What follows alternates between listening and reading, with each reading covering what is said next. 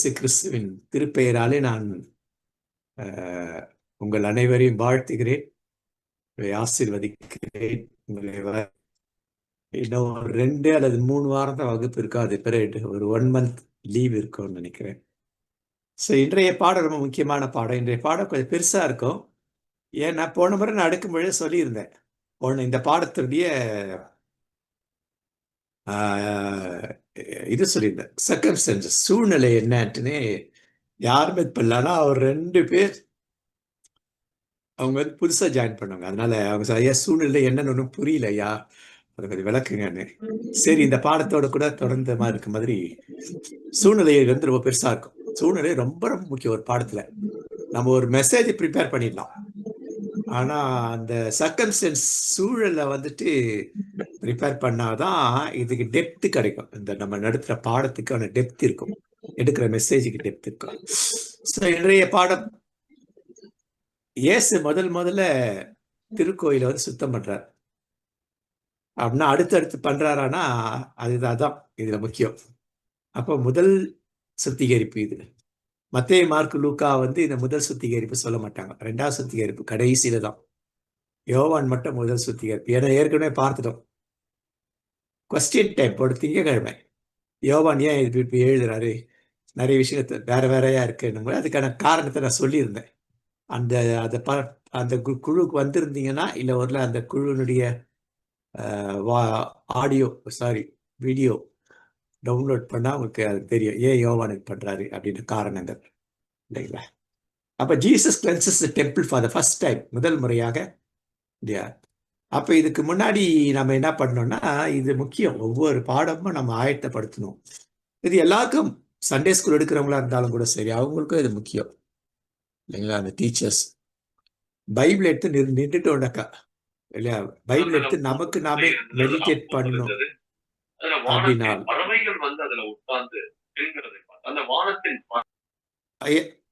அதுல வந்து சர்க்கம்ஸ்டன்ஸ் ரொம்ப ரொம்ப முக்கியம். சர்க்கம்ஸ்டன்ஸ் சில வேலைகள் நம்ம ஆயத்தப்படுத்த பாடத்தை விட சர்க்கம்ஸ்டன்ஸஸ்க்கு நிறைய நேரம் ஆகும். 3 மணி நேரம் 4 மணி நேரம் கூட ஆகும், இல்லைங்களா? ஏன்னா அது இருந்தாதான் நமக்கு வந்து இது ரொம்ப கிளியரா இருக்கும். எப்படி பிளட் சர்க்குலேஷன் வந்து பம்ப் ஆகி, ஹார்ட் பம்ப் ஆகிட்டு ஃப்ரீயா எல்லாத்துக்கும் ரீச் ஆகுது, அது மாதிரி இருக்கும். நமக்கு ஒரு பெரிய திருப்தி இருக்கும், ஆத்மீக திருப்தி இருக்கும், இல்லையா? ஆவியானவர் என்னை வந்து இந்த இடத்துலலாம் யோசிக்க வச்சாரு, இதெல்லாம் படிக்க வச்சாரு, இதெல்லாம் கொண்டு வச்சாரு அப்படின்னு சூழலை நாம பண்ணும்பொழுது நமக்கு தெரிய ஆரம்பிச்சிடும். ஸோ அந்த சூழலை குறித்து நம்ம முக்கியமா பார்க்க போறோம். இப்போ பைபிள் அப்படின்னு எடுத்துக்கிட்டோம்னாக்கா அதுல முக்கியமா தெரியணும். பைபிள் மட்டும் இல்லை, உலக வரலாற்றுல முக்கியமா இந்த ஆசியால, மத்திய கிழக்கு ஆசியால பார்த்தோம்னாக்கா இதுக்கு பேர் வந்துட்டு ஃபர்டைல் கிரசன்ட் அப்படின்வாங்க, வளமான திரை. அதாவது ஒரு பகுதி இன்னொரு பகுதிக்கு வரணும்னா இப்படிதான்.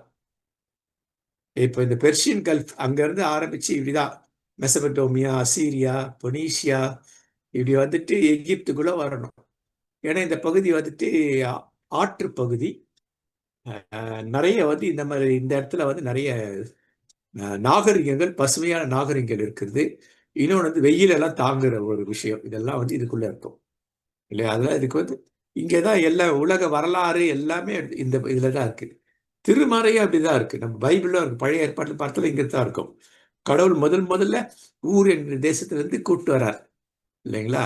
இங்க இருந்து அப்படியே கூட்டு வரார், இங்க கொண்டு வரார், திரும்பி கொண்டு போறார், இல்லைங்களா?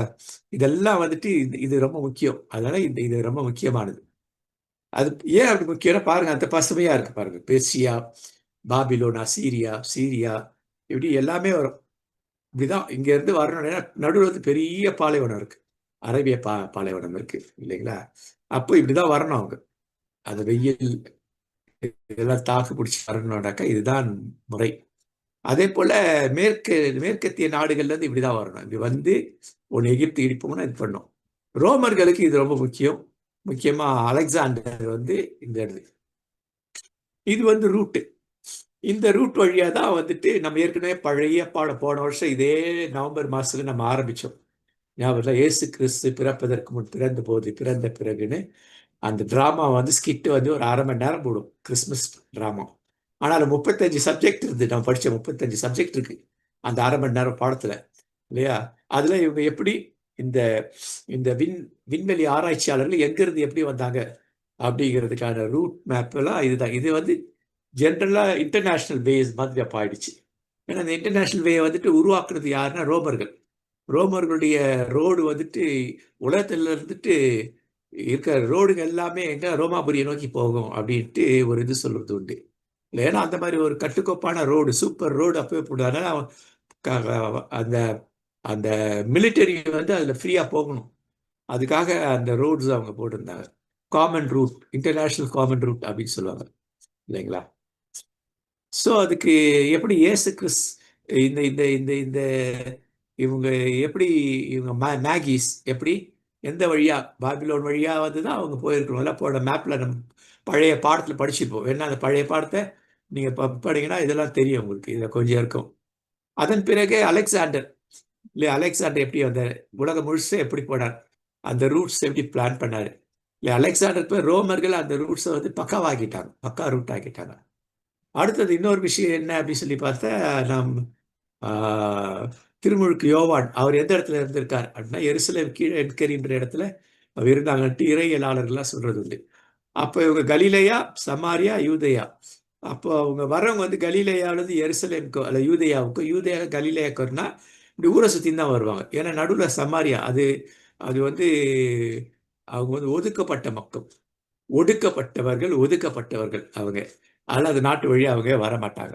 இதெல்லாம் நமக்கு தெரியும், இந்த ஹிஸ்ட்ரியெல்லாம் நமக்கு தெரியணும். ஏன்னா இதெல்லாம் வந்து நம்ம இயேசுவோடு கூட தொடர்புடையதாக ஒன்று இருக்கு. அப்போ ஏரோது அவர் அரசாட்சி செய்தது எப்படி, மகா ஏரோது எந்தெந்த இடத்துல அரசாட்சி செய்தார் இல்லைங்களா. அவங்க பிள்ளைகளை அடிப்ப கலிலேயா, பெரேயா, தெகப்போலி, சமாரியா, இல்லை யூதேயா, இதுமியா, இதெல்லாம் வந்துட்டு அவர் அவர் அவர் அவர் அவர் ஆட்சி செய்த இடம் இல்லை. ரோமர்களுக்கு உட்பட்டு ஆட்சி செய்த இடம் மகா ஏறுவது கிமு 37 இருந்துட்டு வருது. அதில் வந்து செசரியா பிலிப்பி ரொம்ப முக்கியமானது. இது வந்து நிறைய பாடங்கள்ல வரும் இல்லையா. பிலிப்பி செசரியா, செசரியா பிலிப்பு, தீரு சீதோன் இல்லையா.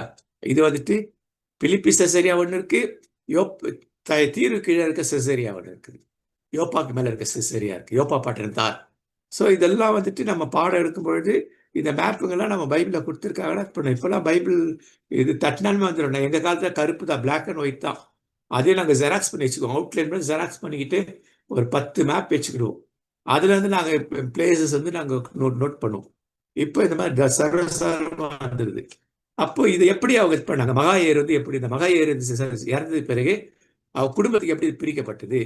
அப்போ இந்த கருப்பு கலர் இருக்கிறது மகா ஏறுவதனுடைய இல்லையா, அவருடைய ஆளுகைக்கு உட்பட்ட அவருடைய ஆளுகை. இப்போ 37 கிமு 37 4 வரைக்கும், 4 இறந்துடுறார் அவர். அது இறந்தது பிறகு இயேசு வந்துட்டு அந்த ஊருக்கு வரார் இல்லைங்களா, எகிப்துல இருந்துட்டு.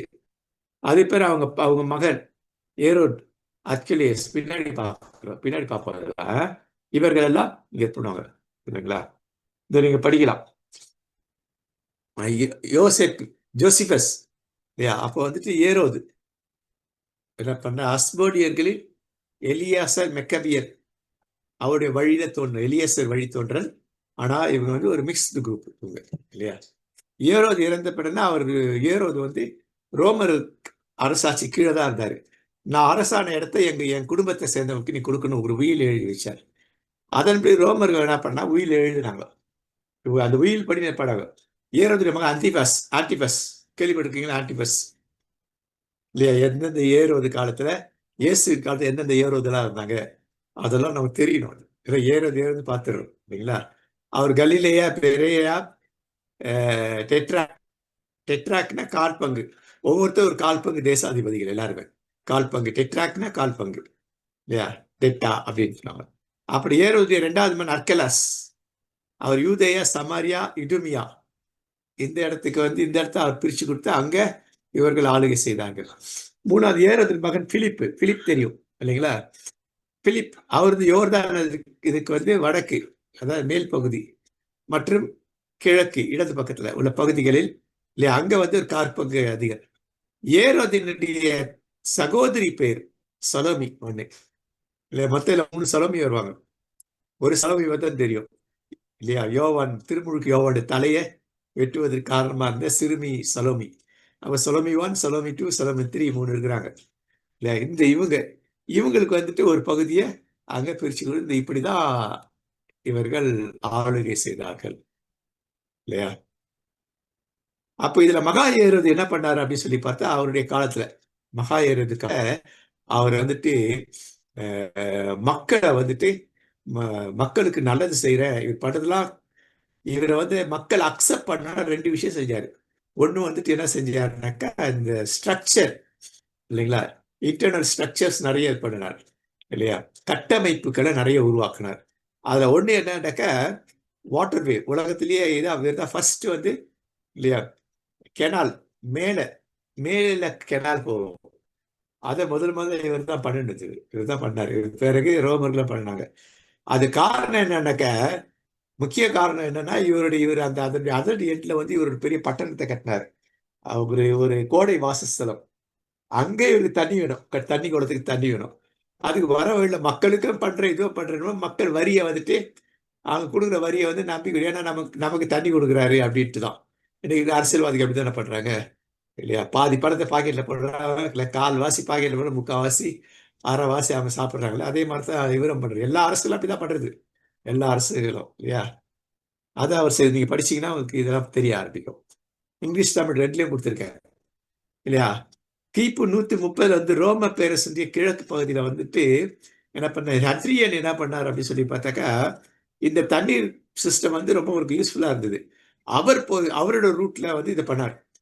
இதை மட்டும் பண்ணாம அவர் என்ன பண்ணார் அப்படின்னு சொல்லி பார்த்தாக்கா, தன் இருந்த இடத்துல வந்துட்டு நல்ல ஒரு ஒரு ஒரு ஒரு வால், சூப்பர் வால் ஒன்று கட்டினார் சரிங்களா? அப்புறம் என்ன பண்ணாரு, இவர் என்ன பண்ணாரு, ஒரே இதுல இருக்கிற கெனால், ஓவர் கெனால வந்து டபுள், இப்ப ரெண்டு வழிப்பாதை, 4 வழிப்பாதை மாதிரி இவர் அதை பண்ணினாரு. அப்ப இவங்கெல்லாம் இது செய்யறது நோக்கம் என்ன, அவங்க சுயநலம் இருக்கு. ஆனா சுயநலத்தை எப்படி பண்றாங்கன்னாக்க, மக்கள்கிட்ட என்ன சொல்றாங்கன்னா, உங்களுக்கு தான் இந்த தண்ணி வந்து இங்க எங்க விட்டேன்னாக்கா உங்களுக்கு தண்ணி வீட்டுக்கு வரும், நிலத்துக்கு வரும் அப்படின்ற மாதிரி சொல்லி. ஆனா முக்கியமா அவன் நோக்கம் என்ன, அவன் இருக்கிற இடத்துக்கு இங்க இருந்து தண்ணி கொண்டு போறது இல்லைங்களா? சோ இந்த பகுதி நீங்க படிச்சீங்கன்னா அது புரியும் இல்லைங்களா? இதையே நீங்க படிச்சீங்கன்னா உங்களுக்கு புரியும். கட்டுமானம் இதெல்லாம் நான் சொன்னதெல்லாம் இருக்குது. அப்ப இதுதான் ஓவர் இல்லையா, செசரியால உயர்நீர் மகா ஏரோஜனால கட்டப்பட்டது இல்லையா? அடுத்து அதர் எண்ட வந்து அவர் கட்டுறாரு. இன்னும் இருக்கு இது சிதிலம். உலக அதிசயங்கள்ல இதுவும் ஒன்றுதான் இன்னும் இருக்கணும். ஆனா என்ன ஆச்சுன்னாக்க, இது வந்துட்டு இவருக்கு முன்காலத்துல ஏற்கனவே இப்படி ஒண்ணு வந்துட்டு இதுல கட்டப்பட்டதுக்கு ஆதாரம் இருந்தது. அதனால இது முதல்ல கட்டப்பட்டது இல்லை அப்படின்னு சொல்லிட்டு இதை வந்து பண்ணல. இதை வந்துட்டு செசரியால இருந்து கொண்டு வர அதர் சைடு, இன்னொரு சைடு இல்லைங்களா? இப்படியாக நீர் வழிப்பாதை கட்டுறாங்க. இதெல்லாம் நோக்கம் இருக்கு, எதுக்காக இதை பண்றாங்க அப்படின்ட்டு இல்லையா? நம்ம ஏற்கனவே படுத்த இதை படிச்சீங்கன்னா உங்களுக்கு இதெல்லாம் புரிஞ்சிடும். அப்ப எல்லாம் தெரியும். இதுதான் செசரியால உள்ள மகாயர் வந்து அவருடைய கோடை வாசஸ்தலம் இல்லைங்களா? அந்த கோடை வாசஸ்தலத்துல இது எல்லாமே இருக்குது. அங்க வந்துட்டு விளையாட்டு மைதானம் இருக்கு, எல்லாமே இருக்கு. ஒரு அரசனுடைய இதுல எப்படி இதெல்லாம் இருக்குமோ அதெல்லாம் வச்சுட்டு இவர் வந்து அப்படி கட்டுறாரு. அது பிறகு அதெல்லாம் அழிந்து விட்டது, அந்த இதுல ரோமர்களால் அழிக்கப்பட்டது இது. அடுத்தது லோ லெவல்ல ஏரோது, 2ஆம் ஏரோது இல்லையா, அதாவது அவருடைய மூத்த மகன், அவர் என்ன பண்றாரு, அதை வந்துட்டு அவர் ஒரு இடத்து பண்றதால அவர் என்ன பண்ண லோ லெவல்ல ஒண்ணு கொண்டு கட்டுறாரு. சோ இந்த கட்டுமான பணிக்கெல்லாம் இவங்க என்ன பண்ணணும்னா வரி கட்டணும். ரெட்டை வரி, ஒரு வரி வந்து ரோமர்களுக்கான வரி, இன்னொன்று வந்துட்டு ஏரோதுக்கு வரி. இப்போ ஏரோது கொடுக்குற வரியில வந்து ஜனங்களுக்கு என்னன்னாக்கா அதை கொடுக்குறாங்க. ஏன்னாக்கா நமக்கு நல்ல சிறார்ல அதனால வரி கட்டலான்னு. ஆனா ரோமருக்கு வரி கட்டுறது அவனுக்கு பிடிக்கல. புரியுதுங்களா? எதுக்கு ரோமருக்கு வரி செலுத்துறது இல்லையா, நல்லதா கெட்டதா கேட்கறது. ரோமருக்கு வரி செலுத்துறதெல்லாம் பாவிங்க, வரி தண்டுவோர் எல்லாம் இல்லையா? இவங்கெல்லாம் யார், மத்தேயு இருக்கட்டும் இல்லையா, சகையு, இவங்களெல்லாம் பாவிகள் யார் சொல்றாங்க, ரோமாபுரிக்கு இவங்க வேலை செஞ்சாங்க. அதனால ரோமருக்கு வேலை செய்தனால வேண்டி இவங்களெல்லாம் இப்போ வந்து ரோமர்களுக்கு வரி செலுத்துறது இவருக்கு கஷ்டமா இருந்தது. ஆனா அதை விட நிறைய வரி யாருக்கு பண்றதுனாக்கா இவரு கட்டுறாரு, இவர் பிடுங்குறாரு. இப்ப இவங்க ரெண்டு பேருக்கு வரியை வந்துட்டு வசூலித்து கொடுக்குற வேலையை யாருக்கு, அரசியல்வாதிங்க, ஆன்மீகவாதிக தலையில கட்டினாங்க. ஆன்மீகவாதிகள் என்ன பண்ணா, இதான் சாக்குன்னு அவங்க கொள்ளடிக்கிறாங்க. ஜெபம் பண்ணாங்க ஒரு காணிக்க, எண்ணெய் பூசின ஒரு காணிக்க, ஏழைங்கிட்ட காணிக்க, எப்படி கொடுக்குறாங்க. அப்ப மக்கள் வந்து 3 இடத்துல மக்கள் என்ன பண்ணிட்டாங்கன்னா, ரோமர்களுக்கு செலவுப்படுறது வேஸ்ட்டு. இந்த இந்த ஆசாரியர், பிரதான ஆசாரியர் இல்லையா, இவங்க எல்லாருக்கும் வந்துட்டு நம்ம கொடுக்கறது பரவாயில்ல. அதே போல நம்ம ராஜா கொடுக்கறது பரவாயில்லைன்னு சொல்லிட்டு அவங்க அந்த மாதிரி பிரெயின் வாஷ் பண்ணப்படுறது. இன்னைக்கும் அப்படித்தானே இருக்கிறாங்க இல்லைங்களா? சிந்திக்கிற திறன் அற்றவர்கள், பகுத்து அறிய தெரியாதவர்கள், தற்குறி தற்குறி அப்படின்றாங்க இல்லைங்களா? தற்குறினா கை நாட்டு போடுறவங்க, அவன் பேரே. அதனால தானே குறி அதை கையெழுத்து வைக்கிறது, கை நாட்டு வைக்கிறது இல்லையா? தன்னை குறித்து எதுவும் தெரியாத தற்குறி அப்படின்னாக்க என்ன? பகுத்தறியும் தன்மை அற்றவர்கள். இன்றைய வாலிபர்கள் அப்படித்தான் இருக்கிறாங்க. முக்கியமா ஒரு நடிகர் பின்னாடி, ஒரு டிவிக்கு பின்னாடி ஓடுறாங்க பத்தியா நடிகர்கள்லாம். அந்த காலத்துல படிக்காதவர்கள் உண்மையை நியாயமா தற்குறிகள், படித்தவர்கள் தற்குறிகளாக இருக்கிறாங்க. அப்படின்னா இன்னைக்கு உலகம் எப்படி போயிட்டு இருக்குது? அப்போ வந்துட்டு பாடமுறை என்ன, எங்கெல்லாம் பெற்றோர் மிஸ் பண்றாங்க, ஸ்கூல் எங்கெல்லாம் இவங்கள தவற விடுறாங்க, இதெல்லாம் வந்து நிறைய நம்ம யோசிக்க வேண்டியது இருக்கு இல்லைங்களா? அடுத்து மகா ஏறுது. அரண்மனைக்கு நிறைய கட்டினாரு. அப்ப அவருக்கு எவ்வளவு பணம் வேணும்? கோட்டைகள் நிறைய கட்டினாரு இல்லையா? அடுத்தது ஏரோது மேல எல்லாருக்கும் என்ன ஒரு பெரிய இதுனா, எருசலேம் கோயிலை வந்து இவர் வந்து கட்டுறார். ரொம்ப சிதிலமடைந்து நல்லா சூப்பரா கட்டி, புதுசா ஒண்ணும் கட்டல, இருக்கிறத கொஞ்சம் நல்லா டெவலப் பண்ணி கட்டுறாரு இல்லையா? அது வந்து மக்களுக்கு என்ன, இந்த யூதர்களுக்கு ரெண்டு விஷயம் முக்கியம். ஒண்ணு வந்துட்டு கோயில், ரெண்டாவது வந்துட்டு அவருடைய 5 ஆகம் இல்லையா, நியாயப்பிரமாணம். இது ரெண்டும் அவருக்கு, அப்ப இது ரெண்டுக்கு வந்து முக்கியத்துவம் கொடுக்குறாரு. அடுத்து என்ன பண்றாருன்னா, இந்த ஜெப ஆலயங்கள் கட்டுறதுக்கும் இவர் கொடுக்குறாரு. அப்படின்னா என்ன? இவர் வசூலிச்சு முக்காவாசி படத்தை எடுத்துட்டு கால்வாசி படத்தை இதெல்லாம் செய்யறாரு. அப்ப மக்களுக்கு ஏறுவது மேல ஏன் ஒரு பிடிப்பு ஏற்படுதுனாக்கா, அவங்களுடைய இருதயம் ஒண்ணு கோயில், இன்னொன்னு வந்து நியாயப்பிரமாணம். இதை முன்னின்று நடத்துறாரு. ஆனா அவருக்கு உள்ள இருக்கிற விஷயம் என்னன்னு தெரியல இல்லையா? பகுத்தறிய தெரியாதவர்களாக அவள் இருந்தாங்க இல்லைங்களா? இதை நீங்க படிச்சீங்கனாலும் தெரிய ஆரம்பிக்கும். அப்ப இருதயம் அப்படின்றது என்ன இல்லையா? இது வந்து யூத பாலைவனம், பாலை நிலத்துல ஒரு குளிர்கால அரண்மனை கட்டுறாருன்னா அப்ப எப்படி இருக்கும்? அப்ப அங்க தண்ணி கொண்டு போறாருன்னா, அது தண்ணி வசதியே குழுகுலுன்னு இருக்கணும் சரிங்களா? பாலைவனத்துல ஒரு கட்டுறாருனாக்கா அவ எவ்வளவு செலவாகும் இல்லையா? மசாடா இன்னொன்னு இல்லையா? அடுத்தது வந்துட்டு ஜெரிகோல இந்த மாதிரி கிட்டத்தட்ட ஒரு 7-8 இது இருக்கும். நீங்க அந்த படத்தை பார்த்தீங்கன்னாலே தெரியும். எந்தெந்த இவங்கெல்லாம் எந்தெந்த இடத்துல அந்த அரண்மனையில கட்டியிருக்காங்கன்ட்டு அந்த மார்க் இருக்கும். அதை நீங்க படிச்சீங்கன்னா அது புரிய வரும் இல்லைங்களா? அடுத்தது டட்ரியன். இவர் தான் இந்த இரட்டை வழி பாதை பண்ணாரு. இவர் என்ன பண்ணாரு அப்படின்னு சொல்லி பார்த்தா, இந்த மாதிரி இங்கிலாந்து தேசத்துல இல்லையா, இதை பேஸ் பண்ணி ஒரு இது கட்டுறார். அதே பேட்டர்ல, ஆனா ஒரு சுற்றுச்சுவரை கட்டுறார் இல்லையா? யாராலும் அசைக்க முடியாத ஒரு சுற்றுச்சுவர், அதை அவரு கட்டுறார். அந்த ரோம அரசு எந்த இடத்துல அவர் ஆளுகை செய்தார்னாக்க, இந்த மேற்கத்திய நாடுகள்ல, முக்கியமா இங்கிலாந்து தேசத்துல இல்லையா, இங்க வந்துட்டு இவர் இதை பண்றாரு. அப்ப இதெல்லாம் என்ன, எல்லா இடத்துலயும் இவங்க என்ன பண்றாங்கன்னாக்கா, மக்கள்கிட்ட வரி வாங்கி தாங்கள் சொகுசாக இருக்கிறார்கள். மக்களை வந்துட்டு அவங்க 3 வேளை சாப்பாடுல 1 வேளை சாப்பாடு கிடைச்சா போறோம்னு இருக்காங்க பார்த்தீங்களா? அந்த நிலவுக்கே வச்சிருக்காங்க. 1 வேளை சாப்பாட்டுலயே அவங்கள அப்படியே அந்த டென்ஷன்லயே வச்சிட்டு இருக்கிறது அவங்கள இல்லைங்களா? ஏன்னா 1 வேளை சாப்பாடு கிடைக்குதே அப்படின்ட்டு. இதெல்லாம் நீங்க படிக்கணும், படிச்சு பார்க்கறதுலாம் இல்லை. இதெல்லாம் வந்துட்டு நான் சொன்ன அந்த விஷயங்கள்லாம் இதுல இருக்கும் இல்லையா? அப்ப இந்த அக்வாடிக் டு செசரியா அவர் எப்படி கொண்டு போறார் இந்த இதுவெல்லாம் அப்படின்றத இது இது பண்ணும். ஸோ இங்க பாத்தீங்கன்னா இதை பாருங்க, அர்கனி அர்கினியால ஒன்று இருக்குது, அடுத்தது வந்து மசாடால ஒன்று இருக்குது, இன்னும் நிறைய இருக்கும். இன்னொரு மேப்ல வந்து நிறைய இருக்கும் இல்லை. இதெல்லாம் வந்துட்டு அவருடைய அரண்மனை. இடூமியம் அந்த அங்க இருக்குது. இந்த மாதிரி நிறைய இருக்கு. இப்போ இந்த மேப்ல நீங்க பாத்துக்கணும். அப்ப இந்த இடத்துல இந்த கலர் யாரெல்லாம் எந்தெந்த இடத்த இல்லையா, இந்த 4 பேர் மகா ஏறுவதற்கு பிறகு இல்லையா, இந்த பகுதியெல்லாம் யார் யார் ஆட்சி செய்தார்கள் அப்படின்னு சொல்லிட்டு இதெல்லாம் தெரியும் இந்த மேப். அப்ப அர்கலாஸ் அப்படிங்கிற பட்டம் ஒன்று. அர்கலாஸ்ல மக்களை வழி நடத்துகிறவர். எங்க வழி நடத்துறாங்க? மக்களை வந்துட்டு கொள்ளையடிக்கிறவங்க. ஆனா பாருங்க, பட்ட பெயர் மட்டும் வச்சுட்டு இருப்பாங்க எல்லாரும் இல்லைங்களா? சோ இது ஒரு நிகழ்வு. இதை நாம கொஞ்சம் மனதில் கொள்ள வேண்டும். அடுத்தது நம்ம ஏற்கனவே தெரிஞ்சதுதான்.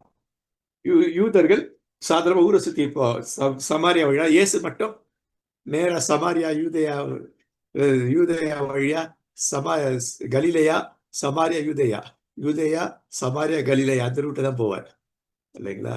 அப்ப இந்த சமாரியாவுக்கு என்ன பிரச்சனை அது தெரியணும் நமக்கு. சமாரியா ஏன் அப்படி ஆச்சு? அதுக்கு முன்னாடி இல்ல யூதர்கள் எப்படி அடிமைகள் ஆனாங்க, ஏன் விடுதலை ஆனப்ப என்ன நடந்தது, இதெல்லாம் வந்து சூழல். அந்த பாடத்துக்கு இவ்வளோ பெரிய சூழல் நம்ம கொண்டு வரணும். இதெல்லாம் நமக்கு தெரியணும் இல்லைங்களா? அடுத்தது இந்த சிரியாவினுடைய ஆளுநர் பிப்ளிக்ஸ் சுபில்ஷியன் குயினி, இவர் தான் அதனுடைய ஆளுநர் இல்லையா?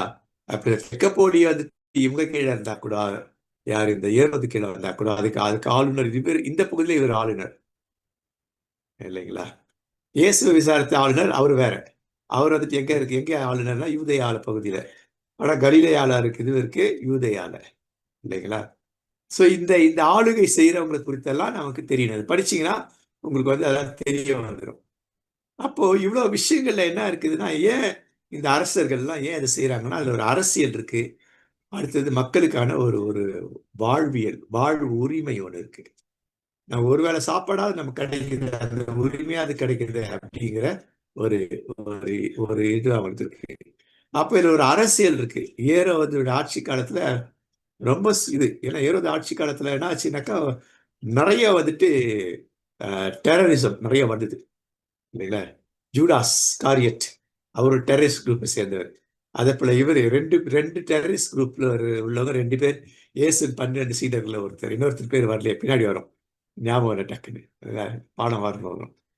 அப்ப இவங்க என்ன பண்றாங்க, கலவரங்களை அடக்கணும்னா என்ன பண்ணணும் அப்படின்னாக்கா, மக்களே நான் உங்க பக்கத்துல பாரு, உங்க ஒரு வேளை சோறு கிடைக்காம இவன் பண்றான், அப்ப நீ அவன் கலவர கடவுள் சேராதே.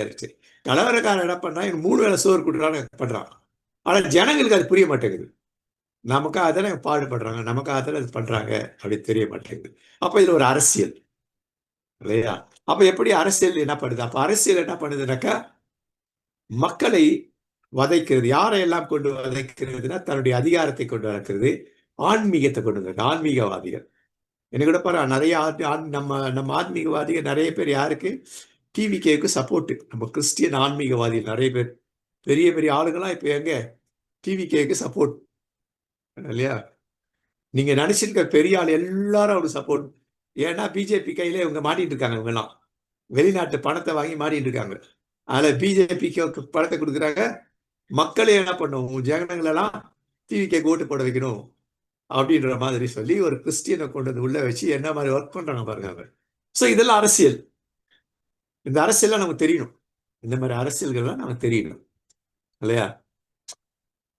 அப்ப நான் ஏற்கனவே சொல்லத்தான், யூதர்களுடைய வாழ்வில் வந்து எது மையம், தோராவும் திருக்கோயிலும் தான். அப்ப அவங்களுக்கு தேவை, ஒரு கோயில் தேவை. கோயிலை கட்டி கொடுத்தா அவங்க சைலண்ட் ஆயிடுவாங்க இல்லையா? அதே போல கோயிலை நிர்வகிக்கின்ற அவர்கள், இப்ப பிரதான ஆசாரியர் யார் நியமிப்பாங்க தெரியுமா? அது பிரதான ஆசாரியரை ரோமர் தான் நியமிப்பாங்க. இந்த இது ரோமர் நினைச்சானா பிரதான ஆசிரியர் காலி. ஏன் அவங்க அப்பதான் அவன் ஃபேவரபிளா இருப்பாரு. ஏன் என்னுடைய பதவி காலம் நீடிக்கணும்னாக்கா ரோமர் சொல்றபடி இவன் செய்யணும். அப்ப ரோமருக்கு நம்ம ஜனங்கள்லாம் ஒழுங்கா வரி கொடுக்கணும் அப்படின்ட்டு. இன்னொரு பக்கத்துல என்ன சொல்லுவாங்க, இதே இவங்க ரோமர் வழி கொடுத்தனாக்கா நீ பாவி. ஜனங்களை எப்படி துண்டாடுறாங்க, ஒரு பக்கம் கொடுக்குற பாவினா கொடுக்கலனாக்கா அவன் அடிப்பான், அதை கொடுத்துரு.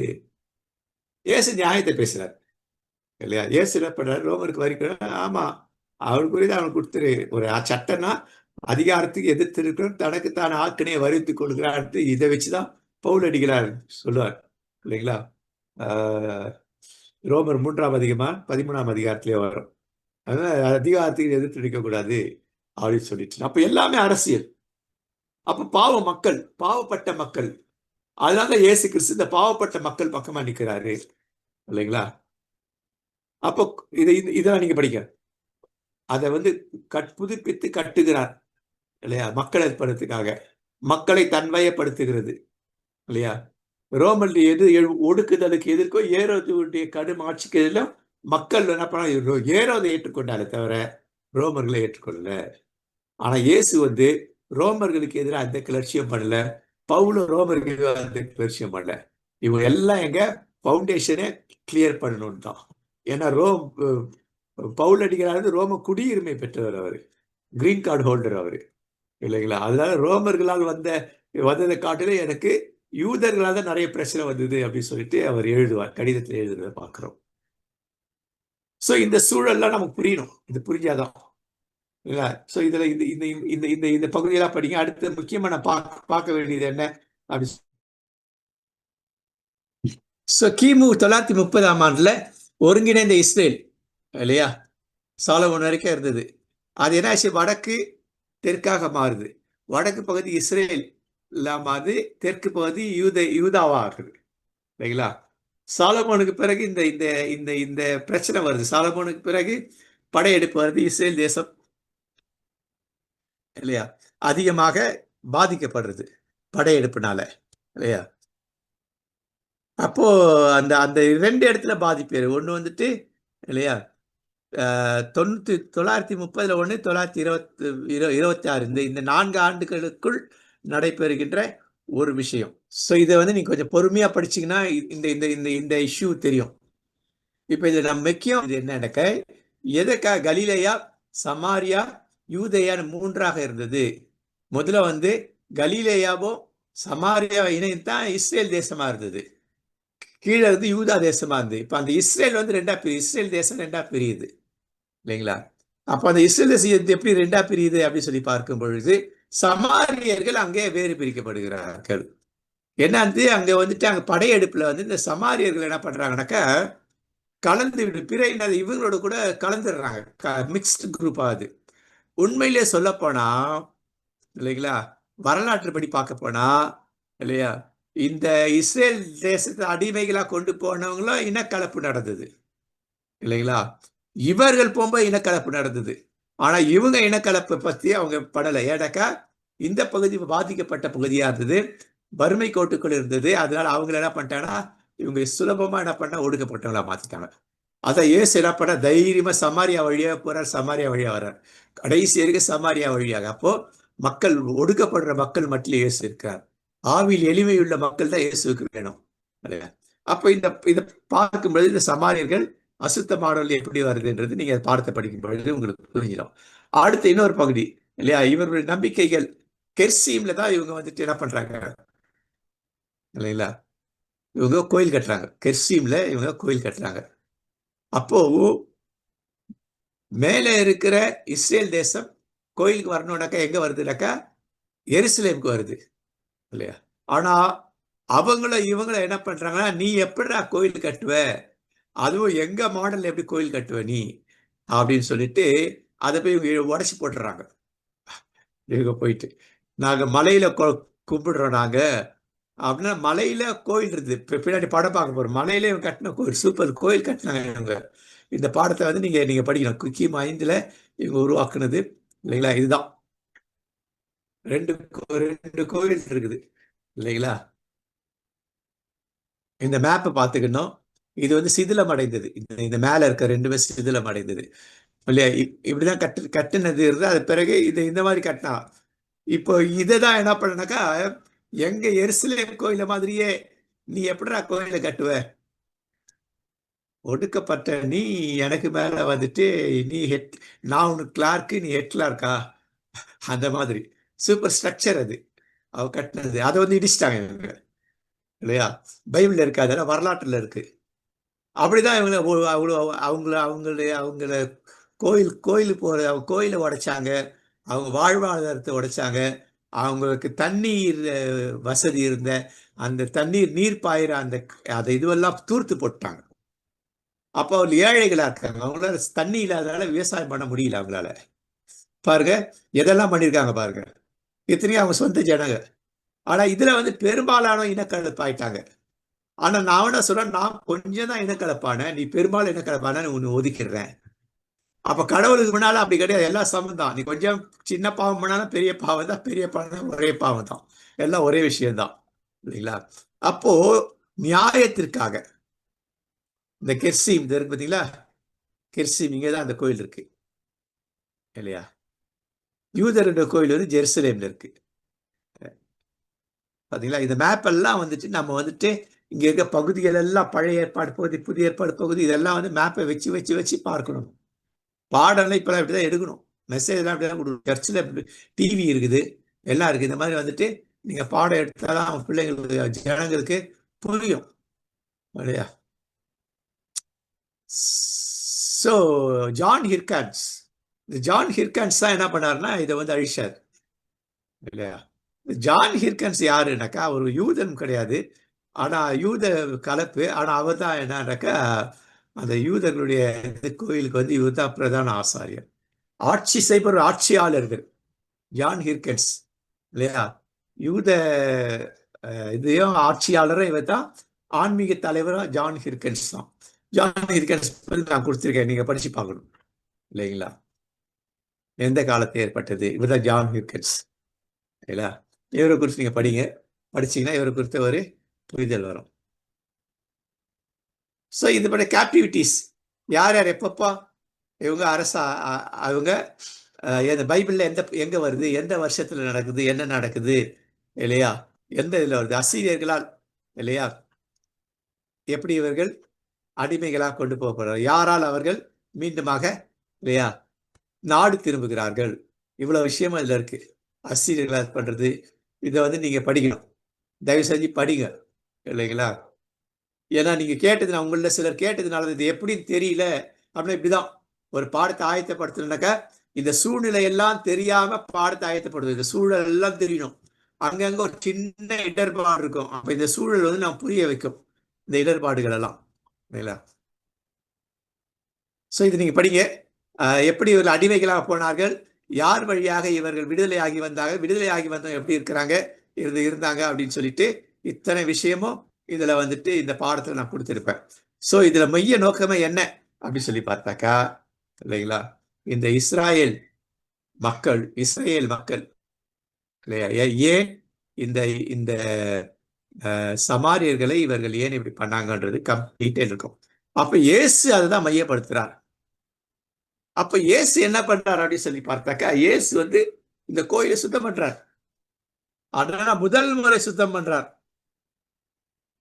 அப்படின்னா பைபிள்ல 2 சுத்திகரிப்பு இருக்கு. யோவானது முதல் சுத்திகரிப்பு மட்டும் சொல்றாரு, மத்தேயு மார்க்கு லூக்கா வந்து 2ஆம் சுத்திகரிப்பு.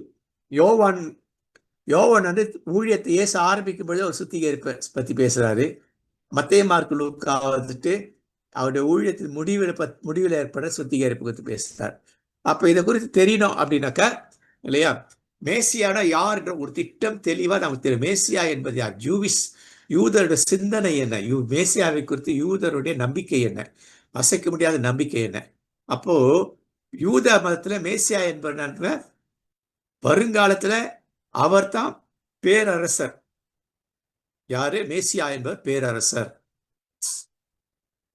அவர் யாராக? தாவீதின் வழியில தோன்றவராக இருப்பாரு இல்லையா? அப்போ இஸ்ராயல் மக்கள் ஒடுக்கப்பட்டு பொழுது அவர்களை அந்த ஒடுக்குதல் விடுதலை ஆக்குகிறார். விடுதலை நாயகன், மீட்பர். அப்ப ரட்சிப்பு ரட்சிப்பு ரட்சிப்புன்னு பைபிள்ல வருதெல்லாம் இயேசு சொல்ற ரட்சிப்பு கிடையாதுலாம். அந்த ரட்சிப்பை வந்து நீங்க வந்து நினைக்க கூடாது. முக்கியமா திருப்பாடல நிறைய ரட்சிப்பை பத்தி வரும். அந்த ரட்சிப்புக்கு பல அர்த்தம் இருக்குது. உடல் சார்ந்த ரட்சிப்பு இருக்கு. முக்கியமாக பைபிள்ல வர பெரும்பாலான ரட்சிப்பு வந்து அரசியல் ரட்சிப்பு, அரசியல் விடுதலை. அதை பற்றி தான் அந்த ரட்சிப்பை பத்தி பேசும் இல்லையா? உடல் சார்ந்த ரட்சிப்பு ஒண்ணு வருது. அந்த உடல் சார்ந்த ரட்சிப்பை இயேசு நிறைய கொடுக்கிறார், விடுதலை. அடுத்தது மனம் சார்ந்த விடுதலை. மனம் சார்ந்த மீட்பு தான் உண்மையான மீட்பு இல்லையா? அதற்கு அந்த இயேசு தன்னை அர்ப்பணம் செய்தார். அப்ப இது நமக்கு தெரியணும் மேசியாவை குறித்து. அப்ப அடுத்தது என்ன அப்படின்னு சொல்லி பார்க்கும்போது, 3ஆவதா ஒரு கோயிலை இவர் தான் கட்டுவார். இன்னைக்கு இயேசு பண்றால மேசியா வராமல கோயில் கட்டணும், அதுக்கான பணத்தை சேர்த்து வச்சுக்கிட்டே பண்றாங்க இல்லைங்களா யூதர்கள். போல மேசியா வருவார், ஒரு கோயிலை கட்டிடுவார் அப்படின்ட்டு இல்லையா? மெஸ்ஸியா அதான் மாஷியாக், அதான் வந்துட்டு ஹீப்ரூ டெர்மினாலஜி இல்லையா? ஒரு அது யாருக்கு அர்த்தம்னாக்கா ஒரு அரசனுக்கு பொருந்தும். ஒரு பிரதான ஆசாரியருக்கு வரணும், ஒரு இறைவாக்கினர் தீர்க்க தரிசி வரணும். அப்ப மெஷியானாக்கா இல்லை அபிஷேகம் பண்ணப்பட்டவர், திருநிலைப்படுத்தப்பட்டவர் அப்படின்ட்டு. அப்போ இவங்க எல்லாரும் அபிஷேகம் பண்ணப்பட்டவர்கள். அப்போ இந்த அபிஷேகம் பண்ணப்பட்ட அரசர் யாருன்னாக்கா அவர் ஒளியேற்றும் ஒளிமயமானவர் மெஷியா. அதான் இயேசு நான் தான் உலகத்துக்கு ஒளி, நான் மட்டும் நீங்களும் ஒளியா இருக்கணும்ன்றார். அப்ப அந்த ஜூவிஷ் கான்செப்ட்ல இயேசு பேசுறான். அப்போ யூதர்களுக்கு மேசியா என்பவர் யார் என்று சொல்லி பார்த்தால், அவர் யூதர்களுக்கு, யூத குலத்தவருக்கு, ஒடுக்கப்படுற ஒடுக்கப்பட்டு போயிருக்க, ஒடுங்கி போயிருக்க யூதர்களுக்கு ஒளியேற்றுகின்ற ஒளிமயமானவர் அப்படின்ட்டு இல்லையா. அடுத்தது, இவர் வந்துட்டு அரசியல் தலைவர் மட்டுமல்ல, ஆன்மீக தலைவர். ஆன்மீகத்திலே இவர் தலைவர். மேசியா என்பது ஆன்மீக தலைவர். அப்ப இயேசு அதான் சொல்றார், நான் மூணுமே என்கிறார் இல்லையா. சாலமோனை காட்டிலும் பெரியவர், நான் ஒரு அரசர் இல்லையா.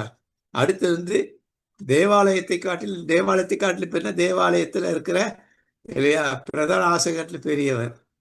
அடுத்தது இறைவாக்கினர், இவரை யோனாவை காட்டிலும் பெரியவர். அப்போ இவர் வந்து இத மூன்றுக்கும் உரியவர் நான். அப்ப அதான் அவங்க சொல்றாங்க, அவர் இறைவாக்கினர், நாங்கள் உண்மை இறைவாக்கினர் என்று கண்டோம் அப்படின்ட்டு நிறைய பேர் சொல்லுவாங்க. முக்கியமா யார் சொல்லுவாங்க அப்படின்னு சொல்லி பார்த்தாக்கா, அந்த சமாரிய பெண் சொல்லுவாங்க. அப்ப தாவீதின் வழியில வந்தவர். இப்ப இதெல்லாம் செட் ஆயிட்டே வரும் இதெல்லாம். அப்ப அடுத்தது அவர் என்ன செய்வாரு, உலகத்துல இருக்க எல்லாரையும் அழிப்பார். அதாவது யூதர் அல்லாத கிறிஸ்தவர் தான் முதல்ல அழிப்பார் அவர். அடுத்தது யாரு, இஸ்லாமியர் அழிப்பார், மற்றவர்கள் அழிப்பார். அழிச்சிட்டு இந்த உலகத்தை யூதர்களை கொடுத்துருவார். அப்படி அழிக்கும் பொழுது யாரெல்லாம் யூதருக்கு அடிமைகளா இருக்கிறேன்னு சொல்லி வராங்களோ அவங்களே என்ன பண்ண சேர்த்து வச்சுட்டு அவர்களை யூதராக மாற்றும்படி செய்து அவர்களை யூதர்களுடன் இணைத்து இல்லையா அவர்களுக்கு இந்த உலகத்துல இருப்பாங்க. ஆனா அவங்க செகண்ட் லெவல்ல தான் இருப்பாங்க. ஒரு கிறிஸ்தவர்கள் வந்து நம்ம அப்படி பண்ணோம்னாக்க யூதர்களுக்கு செகண்ட் லெவல் ஆட்கள் தான் நாமும். ஆனா இயேசு எல்லாருக்கும் சமம், கடவுள் எல்லாருக்கும் சமம்ன்றார். அப்ப இவருடைய நம்பிக்கை அப்படிதான், யூத நம்பிக்கை. மெசியா, உண்மையான மெசியா அப்படி இருப்பார். ஆனா இயேசு அப்படி இல்லை, நான் எல்லாருக்கும் மாணவன் அப்படிங்கிறார் இல்லைங்களா. அடுத்தது மேசியாவின் யுகம் அப்படின்றது என்ன, அவர் வரும்பொழுது என்ன செய்வார், நீதி செய்வார், அநீதியெல்லாம் அழித்தொழிப்பார், நீதி செய்வார். அடுத்தது அவருக்கு வந்து ஆன்மீக பாதையில வழி நடத்துவார். யூதர்களுடைய அந்த பழைய முறைகளை கொன்றார். முக்கியமா எது இல்லையா, நம்பர் 1 இல்லையா, நம்பர் 1 என்ன, யூதருடைய இருதயம் என்ன, டக்குன்னு சொல்லணும். யூதருடைய முறை என்ன, நியாய பிரமாணத்தை மையப்படுத்துறது, கோயிலை கட்டி கோயிலுக்கு பலி செலுத்துறது, இது 2 மையம். இந்த முறையை திரும்பி கொண்டுருவாரு. திரும்பிய கோயில் பக்கம் போனா ஒரே நாரம். கோயில் அப்படிதான் இருந்திருக்காங்க இல்லைங்களா. 1000 கண்ணில் ஆடு மாடு வெத்துனாக்கா எவ்வளவு நாரம் அது. கோயில் வரும்போது அதை படிப்போம். அப்ப அது எப்படி இருந்திருக்கு, அப்ப அதுக்கு மத்தியில இவங்க எப்படி வேலை செஞ்சிருக்காங்க, அதெல்லாம் பார்க்கணும், அதெல்லாம் சிந்திக்கணும் நாம இல்லைங்களா. கோயில் ஒண்ணு அது நல்லா சுத்தமா நல்லா வாசனை, அதுதான் அதுக்காக வாசனை திரவியம் ஏன் போடுறாங்கன்னா அதுக்குதான். புரியுதுங்களா. ஓகே. அப்போ உலகத்துல எல்லாருக்கும் நீதி செய்வார். ஆனால் நீதி செய்வதில் பாரபட்சம் இருக்கு. யூதர்களுக்கு ஒரு நீதி, யூதர் எல்லாத்துக்கும் நெறி. எப்படி இந்தியாவில் வந்துட்டு பார்ப்பனர்களுக்கு ஒரு நீதி, பார்ப்பனர் அல்லாதவருக்கு ஒரு நீதி. பார்ப்பனர்கள் தப்பு செஞ்சாக்கா நீதிமன்றத்தில் அவங்களுக்கு பார்ப்பன சட்டத்தின்படி நீதி, மற்றவர்களுக்கு வேறு நீதி இருந்தது. அதுதான் கிட்ட அந்த முறை தான் இங்கேயும். அப்படி அவர் செய்வார். ஆனா சொல்றாரு, நான் உண்மையான மேசியா நான் அப்படி இருக்க மாட்டேன், நீங்க தப்பா புரிஞ்ச மேசியாவை தப்பா புரிஞ்சுட்டு இருக்கிறீங்க அப்படின்னு இயேசு சொல்றதை பார்ப்போம் இல்லையா. மேசியா வந்து தெய்வீகமான ஒருவர் அல்ல, ஆனால் தெய்வீகமானதுக்கு மேல. அப்படின்னா என்ன, சாதாரண மனிதர் அல்ல, ஆனா அசாதாரணமான மனிதர். அந்த அசாதாரணமான மனிதர் தெய்வீகத்துக்கு ஒத்தவராக இருப்பாரு. தெய்வீகம் அல்ல, தெய்வீகம். அத்த இயேசு வந்து அதை நிரூபிக்கிறாராம், நான் அமானுஷ்யமான அசாதாரணமான மனிதன் தான். எல்லாரும் அசாதாரண மனிதர்களா இருக்கணும் அப்படின்றார். என்னால் இதெல்லாம் செய்ய உங்களால அப்போ நீ சாதாரண மனுஷனா இருந்து பாவத்துல வாழ்ந்துட்டு இருக்காத, நீ உன்னை இன்னும் தூய்மைப்படுத்திக்கொள். பவுல் சொல்ற மாதிரி பரிசுமா இன்னும் பரிசுப்படுத்திக் கொள்ளுங்க. அப்ப நீ அமானுஷ்யமான அசாதாரண மனிதனா இருப்பாய். அப்போ ஆன்மீகவாதியா நீ இருப்பாய். அப்பாவை புரிஞ்சுக்குவ, இயேசுவை புரிஞ்சுக்குவ, யாரை புரிஞ்சுக்குவ, அதன்படி செயல்படுவ அப்படின்னு சொல்றது. அப்போ இதுதான். அப்போ மனித நேயம் என்பது இல்ல யூதர் கான்செப்ட்ல. யாருக்கு? மேசியாவுக்கு இல்ல. வெளிப்படுத்த என்ன போட்டிருக்கு? பெரிய ஆறு, அதுல எதிரியெல்லாம் வெட்டி தலையெல்லாம் வெட்டி ரத்த ஆறு இருக்கும். அந்த ஆத்துல ஒரு குதிரையில போவார், வெண் குதிரையில போவார். போனா முழங்கால அளவுக்கு ரத்தம் இருக்குமோ. அப்ப எத்தனை அடி?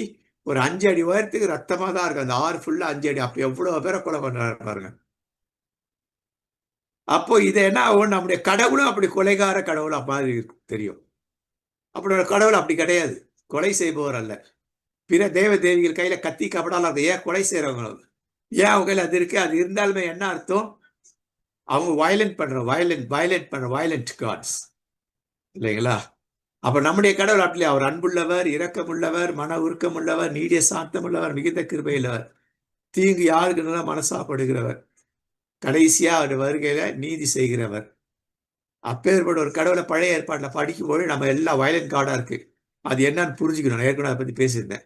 பழைய ஏற்பாடுனா புரிஞ்சுக்கினா போனதான் பழைய ஏற்பாடு புரியும், இல்லைனாக்கா புரியாது. புரியுதுங்களா? அப்ப இஸ் வயலண்ட் காட் கிடையாது இல்லையா?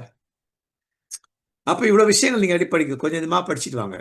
இது உங்களுக்கு ஒரு புரிதலுக்குள்ள வரும்.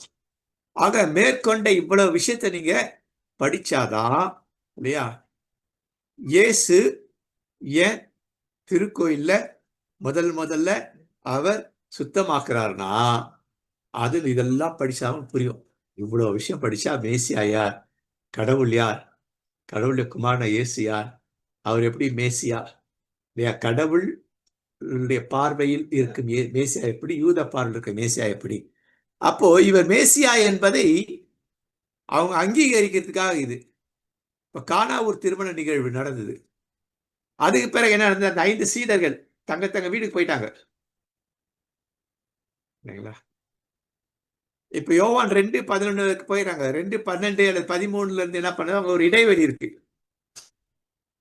அப்ப அந்த இடைவெளி நேரத்தில் என்ன நடக்குது? இயேசு வந்துட்டு கலிலேயா பகுதியில போயிட்டு தனியா ஊழியம் பண்றார். அப்ப சீடர்கள்லாம் கிடையாது. அந்த 5 சீடர்கள் அப்போஸ்தலரும் கிடையாது. தனியா ஊழியம் பண்றார். தனியாவே அவர் கலிலேயாவிலிருந்து எங்க போறாரு? எருசலேம் போறாரு. எருசலேம் போய் பார்த்தாக்க எருசலேம்ல அந்த கோயில், எருசலேம் கோயில் இந்த மாதிரி கெட்டு குட்டி சுவரா இருக்குது. அப்போ இவர் கூட சீடர்கள் இல்லை. 2ஆம் சுத்திகரிப்புல 12 சீடர்கள் இருந்திருக்காங்க, 12 அப்போஸ்தலர் இருந்திருக்காங்க, நிறைய சீடர்கள் அவங்களோட கூட இருந்திருக்கிறாங்க. ஆனா இங்க அவர் மட்டும் தனியா இருக்கார். அப்போ யூத மேசியா, அவர் யாரும் உதவி தேவையில்லை. அவர் ஒருத்தரை எல்லாத்தையும் அடிச்சு சாதிக்கிறவர் யூத மேசியா, சாதனையாளர் யூத மேசியா. படிச்சீங்கன்னா அந்த கொடுத்த பாடத்துல நான் படிச்சேன்னு தெரியும். அப்ப சாதிச்சு காட்டுறார், நான் மேசியான்னு ப்ரூவ் பண்றார். நாம தனியா தான் வந்திருக்கிறேன். அடுத்தது எந்த போலீஸும் இல்லையா என்ன தொட முடியாது. அவர் யாரும் அவர் எதிர்த்து பேசினா தவிர யாரும் அவரை வந்துட்டு அடிக்கவோ மிரட்டவோ வரல. அப்போ மேசியாவுக்கு இத்தனை அதிகாரம் உண்டு, மேசியா யாரும் எதிர்த்து பேச முடியாது.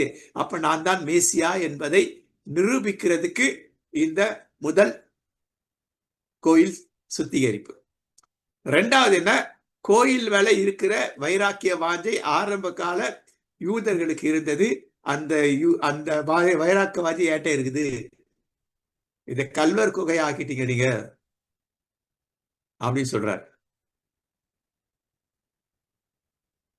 அப்போ மேசியா இவர்தான் என்பதை மக்கள் புரிந்து கொள்ள முடியாதபடிக்கு மக்களுடைய மூளை என்ன பண்ண, மூளை சலவை பண்ணப்பட்டிருக்கு.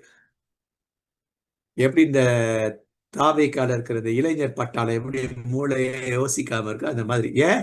அவங்களோட பிரச்சனை, ஒருவேளை சாப்பாடு கிடைக்கிறது கஷ்டம், அந்த பிரச்சனையே அவன் பெரிய பிரச்சனை. அதுக்கு இடையில பாவத்துக்காக பரிகாரம் செலுத்துக்கு காணிக்கை கொடுக்கணும், காணிக்கையில கொள்ளடிக்க, இவன் பிரச்சனை பெரிய பிரச்சனை. இளவ மேசியாவை குறித்து இந்த ஜனங்களுக்கு சொல்ல வேண்டிய இந்த ஆன்மீகவாதிகள், அந்த காலத்து பாஸ்டருங்க, அந்த காலத்து பிஷப்புங்க அப்படின்ற பரிசெய சதுசெய வேதப்பார சனகரிப் சங்கத்தார் அதை கற்றுக் கொடுக்கல. ஆனா அவங்களுக்கு தெரியும் அதுதான் மேசியான்னு காண்கிறேன்றாங்க அவங்கெல்லாம். நீர் உண்மை மேசியான்னு காண்கிறீர் அப்படின்னா இவர் யாருன்னு அவனால தெரியும், நல்லாவே தெரியும். ஆனா மேசியா சங்கரிக்கப்படுவார். அப்ப ஏன் நம்ம சங்கரிக்க கூடாது? வெளிப்படுத்த வருதுல, நாமளே சங்கரிச்சு இல்லாமலே சங்கரிச்சுட்டாங்க. ஆன்மீகவாதிகளால் தான் சங்கரிப்பு. இயேசு சங்கரிக்கப்பட்டார் சிலுவையில. புரியுதுங்களா? இப்படிதான் நம்ம சிந்திக்கணும். அப்ப இதெல்லாம் எப்படி எந்த சிந்தனை வரும்? இந்த மாதிரி இதுக்கு பேர் தான் இவ்வளவு சொல்லிட்டு வரல, இதுதான் சூழல். இவ்வளவு தெரிஞ்சா அந்த ஒரு பகுதிக்கு பின்னும் அந்த பகுதிக்கு நான் போல அடுத்த வாரம் தான் போக முடியும் அதுக்கு, இல்லையா? அப்ப அவன் பிரச்சனை, அவன் சிந்திக்க முடியல. இவர்களுக்கு பிறகு என்ன திரும்பி கலிலேயாவுக்கு போறார். கலிலேயாவுக்கு போய் தான் அங்க போய் 12 பேர் அழைக்கிறார். அது அழைக்கிற நிறைய விஷயம் இருக்காது. சீடர்களை அவர் எப்படி சந்திக்கிறார் அப்படிங்கிறத குறித்து நம்ம பாடம் எடுக்கும்போது தெரியும். அது ரொம்ப டெலிகேட்டான ஒரு விஷயம். ஒருத்தர் இவர் போய் ஒவ்வொருத்தரையும் கூப்பிடுறாரு. இன்னொரு இடத்துல என்ன பண்ணாங்க, இவர்கிட்ட சீடர்கள் பெருகிட்டாங்க. அது பெருகின சீடர் 12 பேர் தேடிட்டு இருக்கிற மாதிரி இருக்கும் இல்லைங்களா? அவங்களுக்கு பேரிடப்படுறதெல்லாம் இருக்கும் இல்லையா? அப்ப அது ஏன் நடந்தது, எப்படி நடந்தது, அதெல்லாம் புரியணும். அப்ப இந்த சூழல்கள்லாம் புரிஞ்சோம்னாக்கா அதை நம்ம யோசிக்கலாம். நான் மத்தேயு எப்படி சொல்றாரு இல்லையா? இதுல எப்படி சொல்றாரு, அவர் போய் ஒவ்வொருத்தர் பேர் எனக்கு பின்னே வாருங்கள், எனக்கு பின்னே வாருங்கள் கூப்பிடுறாரு. 12 பேர். இன்னொரு இடத்துல வந்தாக்கா அவர் சீசனாக கூப்பிட்டு அவர்களில் 12 பேரை தெரிந்து கொள்கிறாரு. அப்ப அவங்க 12 பேருக்கு கூட நிறைய இருந்திருக்கிறாங்க. அப்ப நிறைய பேர் தான் எவ்வளவு ஷார்ட் டைம்ல அவர் சீசர்களை உருவாக்கியிருக்காரு இயேசு கிறிஸ்து. இன்னைக்கு 2000 வருஷமா இருந்து கூட நம்ம சீசரை உருவாக்காம உட்கார்ந்துக்கிட்டு இல்லையா குந்தி குந்தி இன்னும் நடந்துட்டு இருக்கிறோம்.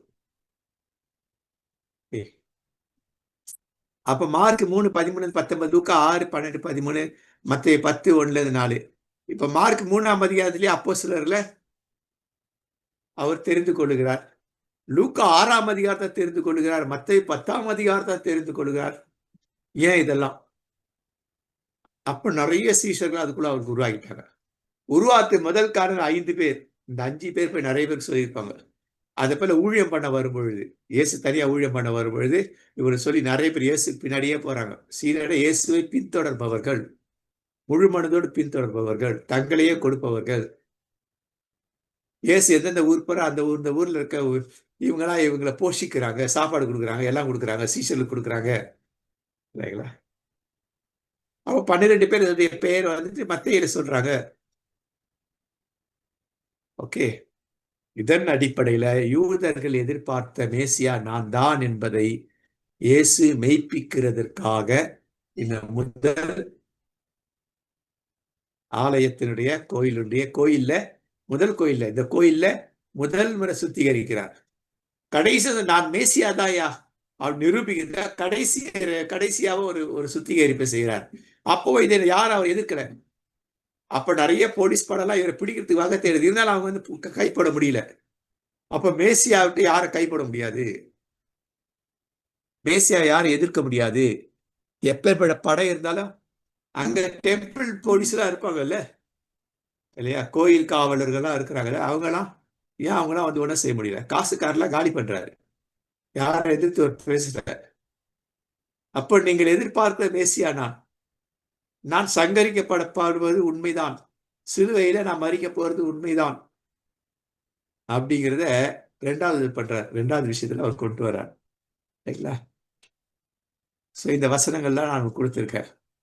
ஸோ இதோட நான் முடிக்கிறேன். இன்னும் பாடத்துக்குள்ள போல நான். இப்ப புரிஞ்சுதுங்களா? இதுக்கு பேர் தான் என்னது? இதுக்கு பேர் என்னங்க சொல்லுங்களேன். இவ்வளவு விஷயம் பார்த்தமே, இதுக்கு பேர் என்ன? ஐயோ, வருது. இவ்வளவு விஷயம் என்னங்க? யார சொல்ல முடியலையா? சூழமைவு, சர்க்கம்ஸ்டன்ஸ்ங்க, சூழமைவு. இவ்வளவு விஷயம் தெரிஞ்சாதான் அந்த பாடத்துக்குள்ள நான் போக முடியாது. எவ்வளவு இருக்கிற ஒரு பாடத்தை ஆயத்தப்படுத்தினாக்கா ராத்திரி 10ல இருந்து 12 மணி 4 மணிக்கு போராடி, ராத்திரி எல்லாம் போராடி நான் ஒரு செய்தி ஆயத்தப்படுத்துனாக்கா அது வந்துட்டு 4 பெட்ஷீட்ல வடிகட்டின பொய். அது ஒரு வாரமா ஆயத்தப்படுத்துறதெல்லாம். அடுத்த ஞாயிற்றுக்கிழமை செய்தினா ஒரு வாரம்லாம் ஆயத்தப்படுத்தணும். நான் என்ன நேற்று காலையில இருந்து இது ஆயத்தப்படுத்திருக்கேன். இன்னைக்கு 3 மணி நேரம் ஆயத்தப்படுத்து. ஏற்கனவே பாதி ஆயத்தப்படுத்துறது இந்த பாடம். அடுத்த பாடத்தை ரெடி பண்ணிட்டே இருப்பேன் நான். கிட்டத்தட்ட ஒரு பாடத்தை அடுத்தது ஆயத்தப்படுத்தி 160 ஏதோ நிமிஷம் ஒன்று வருதுன்னா வச்சிருக்க. இதுதான். புரியுதுங்களா? அப்ப சூழ் அமைவு ரொம்ப முக்கியம். திருச்சபையில் இதுக்குள்ள தன்னார்வம் வாக்குறுதி இருக்கு உள்ளவர்கள் தானாக முன்வரும்படி ஜெபிப்போம். எத்தனை இல்லைங்களா? அப்போ இதுல வாக்குறுதி என்ன இருக்கு? என்ன வாக்குறுதி கொடுக்கப்பட்டிருக்கு இதுகள்ல? இல்லையா? அப்போ கடவுள் எப்படி வழி நடத்துறார்? இயேசு எப்படி வழி நடத்துறார்? சீடர்களை வழி நடத்துறார்? மக்களை எங்கெல்லாம் வழி நடத்துறாங்க? அப்படி வழி நடத்து கடவுள் எப்படியெல்லாம் அவளுக்கு கிருபை செய்தார். இறை அருள், கிரேஸ், காட்ஸ் கிரேஸ். அடுத்து காட்ஸ் ஃபேவர். எந்த இடத்துலாம் இயேசுவுக்கு சாதகமா, கடவுள் இயேசுவுக்கு சாதகமா இருந்தாரு. ஏன்னா அவர் யாருமே அவர் மேல கை போடல, யாரும் அவரை கேள்வி கேட்கல. சாட்டை ரெடி பண்ணி அடிச்சு பின்றாரு. ரத்தம் வர அளவுக்கு அடிச்சிருப்பாரு நினைக்கிறேன். டெரரா ஆயிட்டார் இயேசு. அந்த இயேசு என்ன பண்ணிருப்பாரு? அதுக்கு ராத்திரியே போயிட்டு கடவுள் உட்காந்து, ஆண்டவரே மன்னியும், இல்ல நேசிக்க சொன்ன, நான் அடிச்சுட்டேன். இயேசு கண்டிப்பா செஞ்சிருப்பாங்க. ஏன்னா அவர் 100க்கு 100 மனுஷன். ஆனா அமானுஷ்யமான மனுஷன். எது அமானுஷ்யம்? சின்ன தவறு செய்தாலும் தன்னை சுத்திகரித்துக் கொள்கின்ற மனப்பாங்கு. கோயிலை சுத்திகரிக்கிறார்னா தன்னை சுத்திகரித்துக்க விடுறவன். அதனால்தான் இவ்விதமாக கடவுளுடைய நீதியை நம்ம நிறைவேற்றணும். என்ன நீதி? பாவத்தை அறிக்கை செய்து இல்ல அதை விட்டு விட்டு திருமுழுக்கு பெறணும். புரியுதுங்களா? இவ்வளவு விஷயங்கள் இதுக்குள்ள வருது. அப்ப இறை உதவி, கடவுள் எப்படி உதவி செய்தார்? குணநலன், எப்பேற்பட்ட குணநலன் யாருக்கெல்லாம் இருந்தது? நேர்மறை குணநலன், எதிர்மறை குணநலங்களா, அது ரெகுலேட் பண்றதா, இவ்வளவு விஷயங்கள் இதுல இருக்கு. அப்போ ஒரு பாடத்தை ஞாயிற்றுக்கிழமை செய்தியை ஆயத்தப்படுத்துறது நம்ம என்ன பண்ணிட்டு இருக்கிறோம்? ஆவியாளர் மேல பலு போட்டு ஒரு பகுதி எடுத்து வச்சுக்கின்னு படிக்கிறோம், செய்தி ஆயத்தப்படுத்துறோம். அது அல்ல, இதெல்லாம் இருக்கணும். அதுதான் இறையியல் இதுதான். ஹிஸ்டரி படிக்கணும், உலக வரலாறு படிக்கணும். இந்த மாதிரி விஷயங்கள்லாம் சின்ன சின்ன சின்ன இவ்வளவு விஷயங்கள் பைபிள்ல இருக்கு. நான் சொன்ன அத்தனை விஷயங்களும் அங்க அங்க அங்க அங்க இருக்குது. அந்த சின்ன விஷயமா இருக்கும். ஆனா அந்த ஸ்கிரீனை விளக்க அது பெரிய விஷயமா இருக்கும். இல்லைங்களா? ஓகே, ஸோ இதோடு நான் முடிக்கிறேன் இப்போ.